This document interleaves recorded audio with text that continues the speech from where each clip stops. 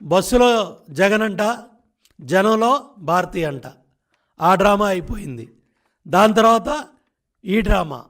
ఇవన్నీ కూడా ఏంటంటే ఐప్యాక్.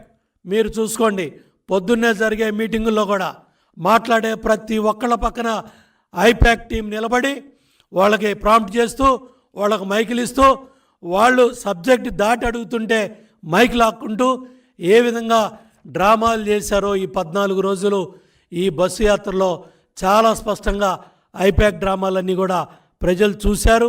ఇవాళ మళ్ళీ కథ రక్తి కట్టపోయేపాటికి, బస్సు యాత్ర తుస్సు యాత్ర అయ్యేపాటికి ఇవాళ ఈ డ్రామాలన్నీ కూడా మొదలుపెట్టి, ఆ రోజు ఒక ఎస్సీ కుర్రవాడిని కోడికత్తి సీనుని ఏ విధంగా జైల్లో పెట్టి డ్రామాలాడి అతన్ని ఇబ్బంది పెట్టారో, ఏ విధంగా బాబాయ్ హత్యకేసుతో సానుభూతితో ఓట్లు పొంది చేతకాక పరిపాలన చేయడం చేతకాక మీ పరిపాలన